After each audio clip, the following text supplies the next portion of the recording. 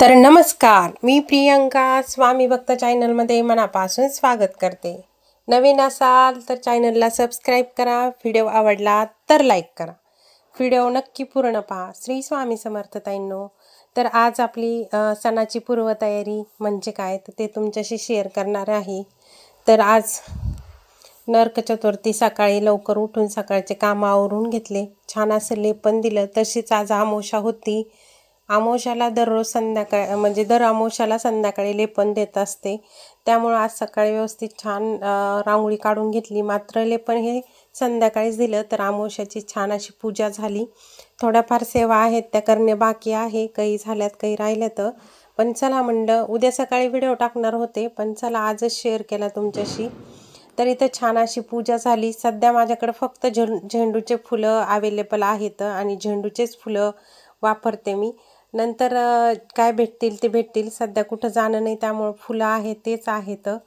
तर छान अशा रांगोळी काढून घेतल्या। तर पूर्वतयारी चालू, कलर हे भरून घेतले डब्यामध्ये थोडे थोडे। कधी कधी काय होतं माझ्याकडून 100% कलर सांडतात ताईंनो। तर मेहंदीसुद्धा काढण्याची तयारी चालू आहे। मेहंदी तर झालीच पाहिजे सण म्हणल्यावर।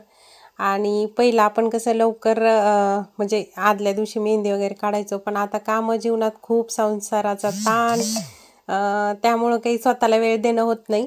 पण तेवढ्यातून बी चला म्हणलं थोडीशी हातावरती मेहंदी काढावं, दिवाळीचा सण खूप मोठा असतो।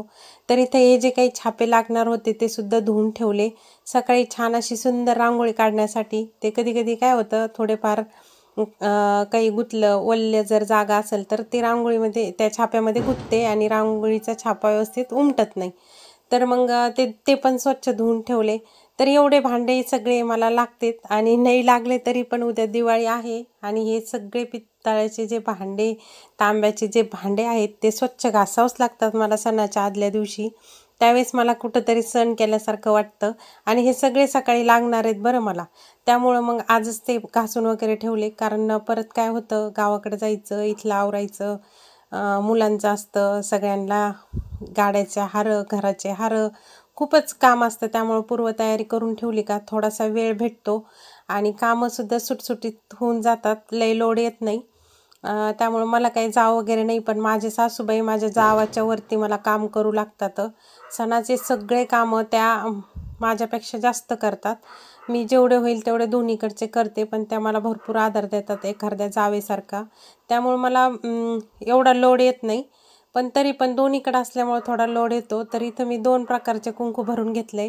तर एक हळदीचं आणि एक बिना हळदीचं। बिना हळदीचं हे स्वास्तिक काढण्यासाठी लागतं आणि हळदीचं आहे ते कपाळाला लावायसाठी। तर श्री स्वामी समर्थ। बरं, तुम्हाला व्हिडिओ आवडला तर व्हिडिओला लाईक करा आणि नवीन असाल तर आपल्या चॅनलला सबस्क्राईब करा। तुम्हा सगळ्याला माझ्या आहेर परिवाराकडून व माझ्या स्वामीकडून व स्वामी भक्ताकडून दिवाळीच्या खूप खूप खूप शुभेच्छा। उद्या आपल्याला होता होईल तेवढी लक्ष्मीची सेवा करायची, जे आपण सेवा करतो छोट्या छोट्या त्या सगळ्या सेवा करायच्यात। आणि उद्या आपलं घर व आपलं अंगण, आपलं सगळा परिसर एवढा छान दिव्याने सजायचा आहे आणि खूप असं करायचं की लक्ष्मी आपल्या घराच्या बाहेर गेलीच नाही पाहिजे, एवढं छान घरामध्ये सजावट करायची, एवढं छान लक्ष्मी पूजन करायचं आणि आपण सुद्धा तितकं सुंदर राहायचं, कारण आपण पण घरची लक्ष्मी आहोत ताईंनो। आणि आजचा व्हिडिओ हा साधा सिंपल होता।